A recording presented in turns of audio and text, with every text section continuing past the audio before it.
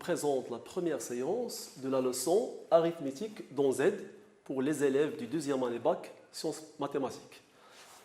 Premièrement, activité. Exercice 1.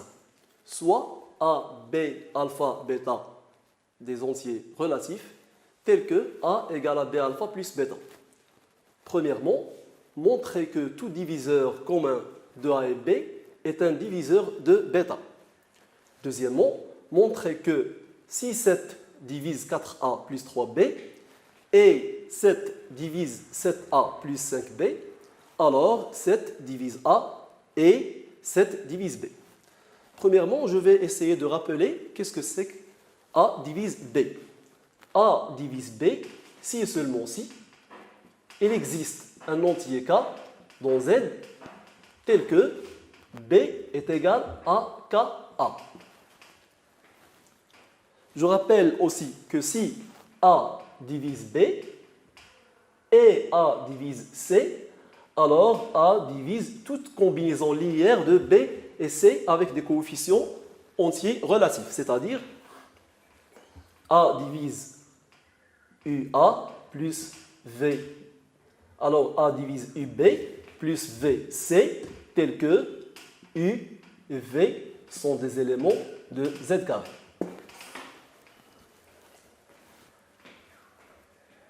Pour la première question, montrer que tout diviseur commun de A et B est un diviseur de bêta. Donc soit D, un diviseur commun de A et B.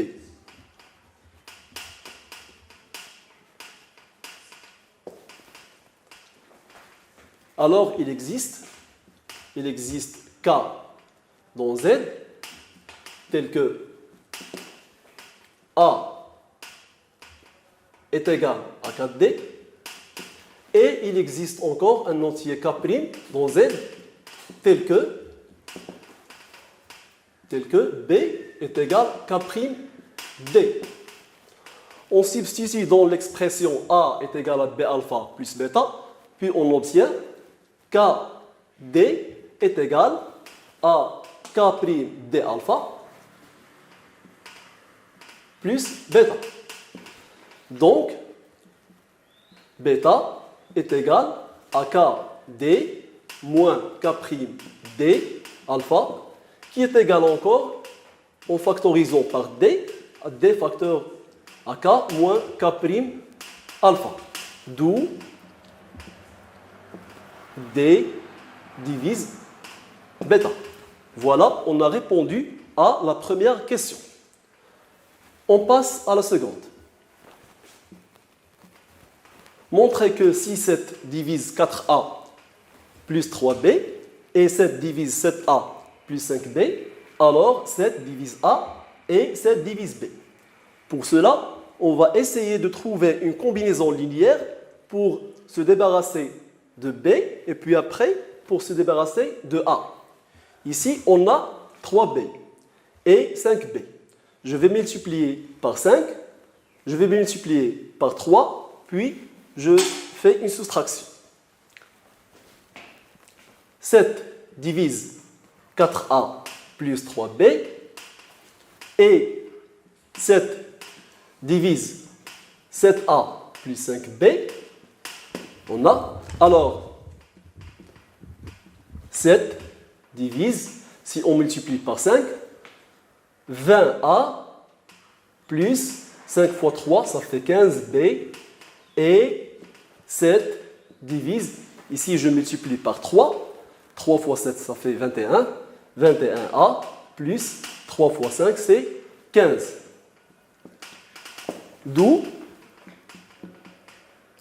7 divise 20A plus 15B moins 21A plus 15B. Ou bien plutôt l'inverse. 7 divise 21A plus 15B moins 20A plus 15B. Et on va trouver directement A. 7 divise 21A plus 15B moins 20A plus 15B. Finalement, 7 divise A.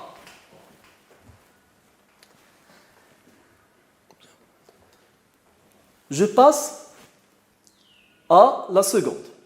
Je vais montrer que 7 divise encore B de la même façon. Activité numéro 2. Exercice 2. Premièrement, déterminer tous les entiers naturels n tels que les restes de la division euclidienne de 97 et 49 par n sont respectivement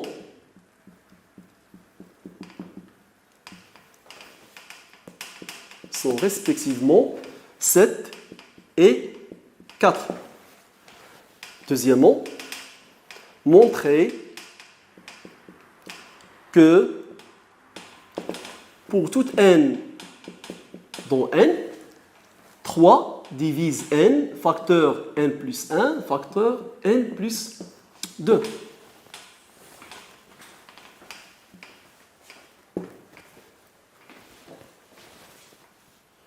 Je rappelle tout d'abord le théorème de la division euclidienne.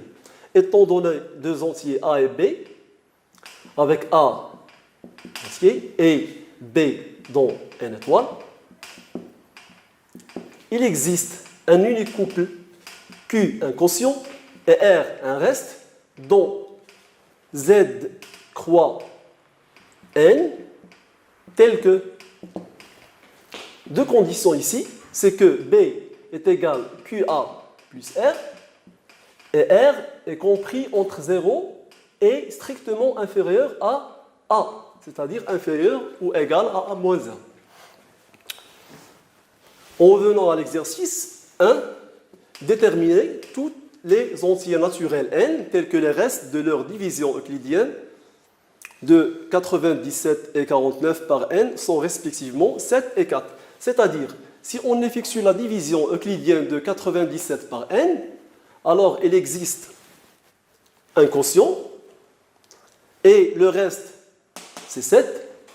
Il existe Q dont Z tel que 97 est égal à Qn plus le reste qui est ici 7. De même, il existe un entier Q' tel que 49 est égal à Q'N plus le reste, ici c'est 4. On est en train de chercher les entiers n possibles. On peut faire la différence entre les deux. On obtient 97 moins 49, ça fait 45, égale Q moins Q' facteur de n, n facteur Q moins Q', 7 moins 4, c'est 3. D'où, ici je pense que 97 moins 49, c'est 48. Pardon, c'est 48. Alors, n facteur Q moins Q' égale 45. D'où n divise 45. Ici, on cherche les diviseurs de 45. Mais on doit vérifier la deuxième condition qu'on a rappelée au théorème. C'est que le reste est inférieur à A. Ici, normalement, le reste c'est 7, il est inférieur à n. De même, 4 est inférieur à n. Alors n est supérieur au sup de 7 et 4, qui est de 7. Or, 7 est inférieur à n, alors n est supérieur ou égal à 8. Je vais chercher les diviseurs de 45 qui sont supérieurs à 8. Normalement, 45, c'est 5 fois 9, c'est 9 fois 5. Les diviseurs possibles de 45 sont 1, 5, 3, 9 et 45. 1, 5, 3, 9 et 45. Ce sont les diviseurs possibles. Or, n est supérieur à 8, obligé, on va négliger le 1, le 5, notamment 3, et on va garder 9 et 45. Donc, n appartient à 9 et 45. Ce sont les possibilités. Mais on ne doit pas oublier la vérification de la division, c'est-à-dire, est-ce que effectivement, si on divise 97 par 9, est-ce que le reste est effectivement 7? Oui, c'est vrai. Si on divise 49 par 9, est-ce qu'on obtient le reste c'est 4? Oui, c'est vérifié encore. De même, si on divise 97 par 45, le reste c'est 7. 97, c'est 2 fois 45 plus 7. De même, 97 divisé, ou plutôt 49 divisé par 45, on obtient 49 égale à 1 fois 45 plus 4. Donc, c'est bien vérifié. D'où les possibilités sont 9 et 45.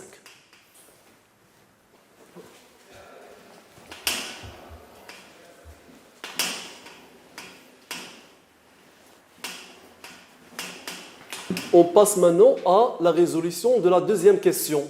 Montrer que pour tout n appartenant à n, 3 divise n facteur n plus 1 facteur de n plus 2. Ici, on va utiliser un raisonnement par disjonction des cas, mais en se basant sur la division euclidienne de n par 3.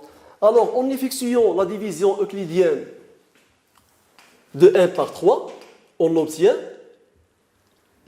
n est égal à 3q plus r avec r est inférieur à 3 strictement. Et il est positif, c'est-à-dire r appartient à l'ensemble 0, 1, 2. Les restes possibles sont exactement soit 0, soit 1, soit 2. La disjonction de cas, c'est qu'on va prendre dans le premier cas r égale à 0. Premier cas. Si r est égal à 0. Alors, on obtient n est égal à 3q. En substituant dans l'expression n facteur n plus 1 facteur n plus 2, on obtient n facteur n plus 1 facteur n plus 2 égale à 3q facteur 3q plus 1 facteur 3q plus 2. L'essentiel ici, c'est qu'on a obtenu un 3 ailleurs, c'est-à-dire que 3 facteur AQ facteur 3Q plus 1 facteur 3Q plus 2, c'est un entier K, c'est un entier K qui appartient à Z, l'essentiel. Il est dans N, mais l'essentiel c'est dans Z. D'où 3 divise n facteur n plus 1 facteur de n plus 2 dans le premier cas. De même, on va traiter les deux autres cas. Deuxième cas.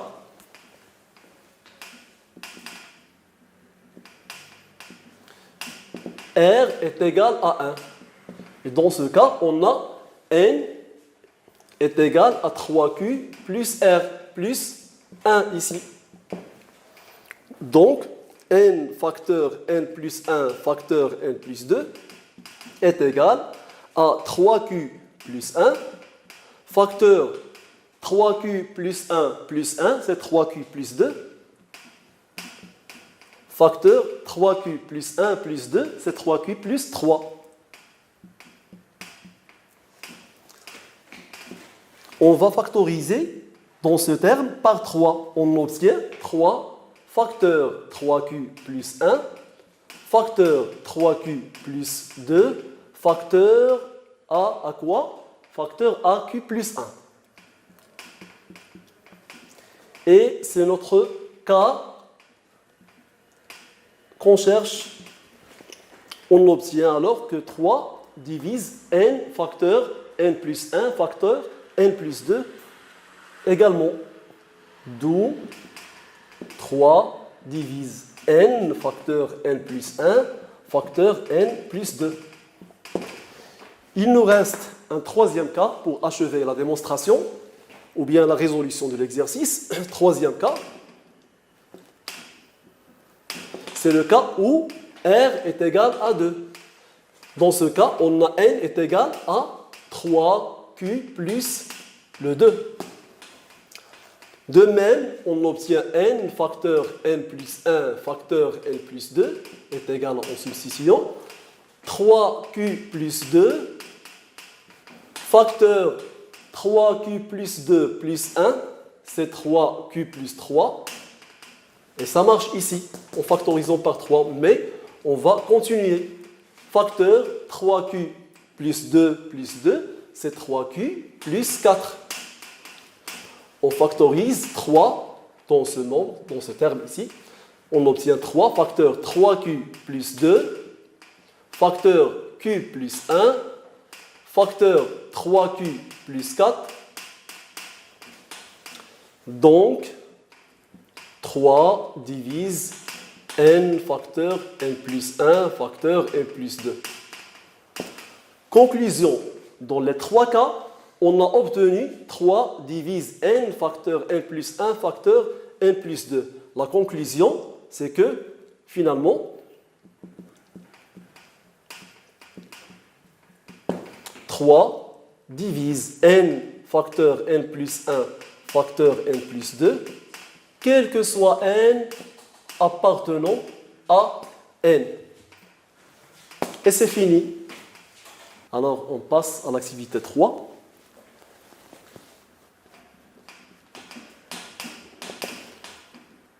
Qui concerne la congruence modulo. La congruence modulo. 1. Premièrement, montrer que pour toute n appartenant à n,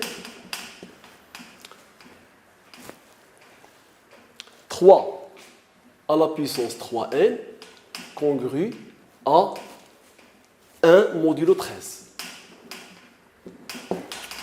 Deuxièmement, montrer que pour toute n appartenant à n, 7 divise, ou bien 9 divise 7 à la puissance 3n moins 1. Troisièmement, déterminer le nombre des unités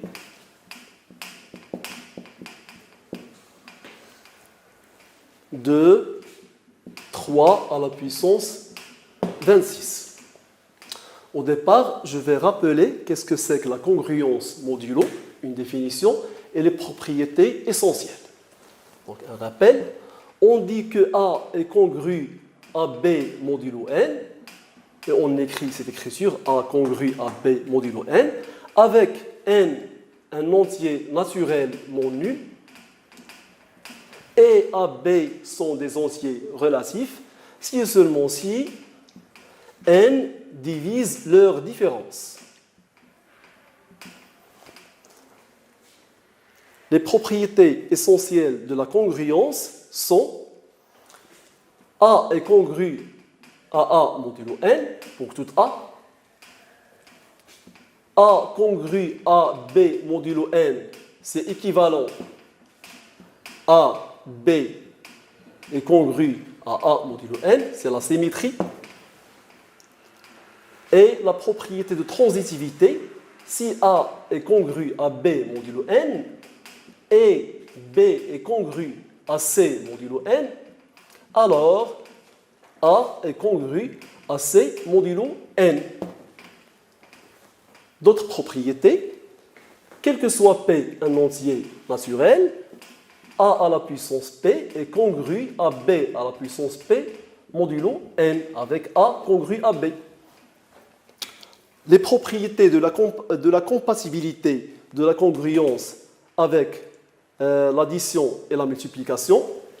Si A est congru à B, C congru à D, modulo N, alors la somme A plus C est congrue à B plus D, modulo N.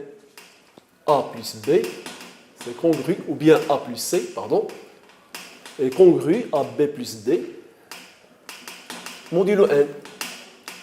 Et encore, A fois C est congru à B fois D, modulo N. Ce sont les propriétés essentielles concernant la congruence. Maintenant, on passe à la résolution. Premièrement, montrer que pour toute n appartenant à n, 3 à la puissance n, à la puissance 3n est congru à 1 modulo 13. 3 au carré, c'est 9. 3 à la puissance 3, c'est 9 fois 3, c'est 27. 27 est congru à 1 modulo 13. Pourquoi? Parce que 13 divise leur différence. 13 divise 27 moins 1. 27 moins 1, c'est 26, et divisible par 13. Alors, 27 congru à 1 modulo 13. Donc, en revenant à 3 à la puissance 3n, 3 à la puissance 3n est congru à 3 à la puissance 3, le tout à la puissance n, modulo 13. 3 à la puissance 3, c'est 27 qui est congru à 1. Par transitivité, c'est 1 à la puissance n, modulo 13. Et 1 à la puissance n, c'est 1. D'où le résultat. On passe à la deuxième question. Montrer que pour toute n appartenant à n, 9 divise 7 à la puissance 3n moins 1. On va résoudre cette question en utilisant le même principe, la congruence. On va calculer 7 à la puissance 3 et on va voir si elle est congrue à un nombre modulo 9, puis on va comparer avec 1. Déjà, on a 7 au carré, c'est 49. 7 à la puissance 3, c'est 49 fois 7. 7 fois 9, ça fait 63. 7 fois 4, c'est 28, plus 6, c'est 34. Donc ça fait 343. 343. Quel est le reste de la division de 343 par 9? Est-ce que 343 est un multiple de 9? On va sommer les chiffres. 3 plus 4 plus 3. On obtient 3 plus 4, ça fait 7. 7 plus 3, c'est 10. Ce n'est pas un multiple de 9. Mais on peut remarquer que c'est 342 plus 1. La somme des nombres 3 plus 4 plus 2, c'est exactement 9. C'est un multiple de 9. C'est-à-dire que c'est un 9K plus 1. Avec le 1, elle est inférieure à 9 et positive. C'est une division euclidienne de 7 à la puissance 3 par 9. Ici, on a effectué une division de telle manière, on n'a pas de calculatrice. Alors, 7 à la puissance 3 congrue à 1 modulo 9. 7 à la puissance 3, donc 7 à la puissance 3 est congru à 1 modulo 9. Parce que 7 à la puissance 3 moins 1 est divisible par 9. On continue ici.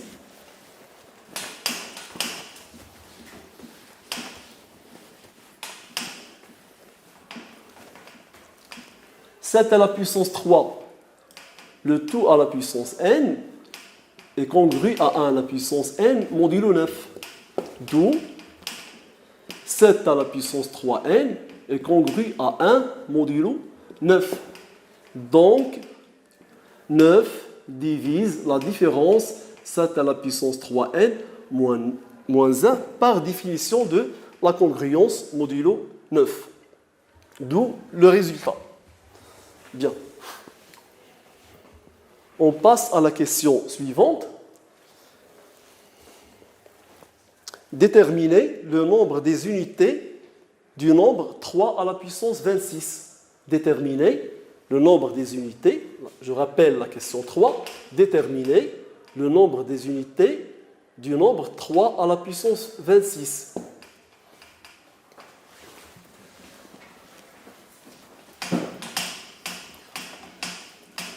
Je rappelle ici que le reste de la division euclidienne de n'importe quel nombre par 10 est exactement son nombre des unités.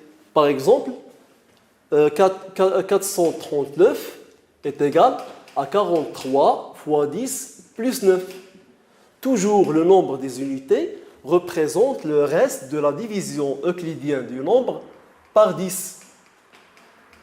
Ici, si on veut chercher le reste de la division euclidienne du nombre 3 à la puissance 26 par 10, on va utiliser la congruence modulo 10.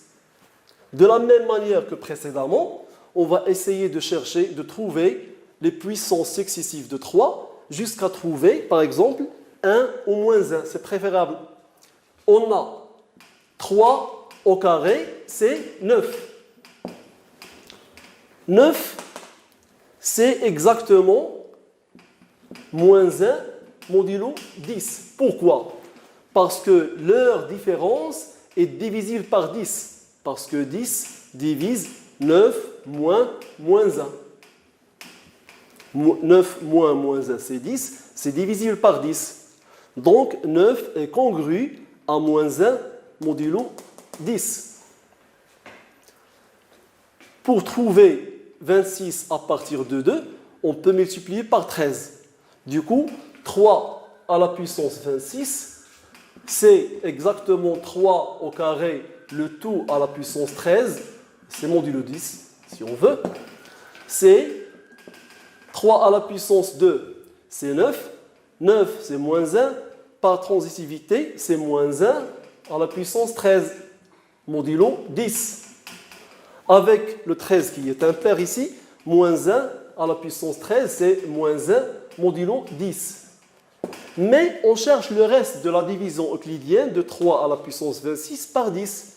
Moins 1 ne représente pas un reste. Pourquoi? Parce que le reste doit être compris exactement entre 0 et 9. Ici, on divise par 10. Quel est l'entier compris entre 0 et 10, strictement dit? Qui est l'entier qui est congru à moins 1 modulo 10. On remarque ici que 9 est congru à moins 1 modulo 10. Parce que, comme on a dit précédemment, 9 moins moins 1, c'est un multiple de 10. Donc, or, moins 1 est congru à 9 modulo 10. Pourquoi? Parce que leur différence est divisible par 10. Donc, 3 à la puissance 26 est congru à 9 modulo 10. D'où 9 représente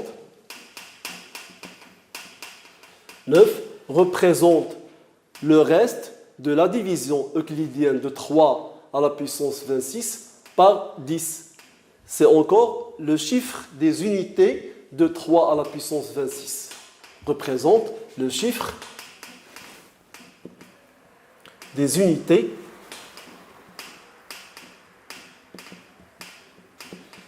de 3 à la puissance 26. Ainsi, on a achevé la résolution de l'exercice. Merci pour votre attention et aux séances prochaines, Inch'Allah.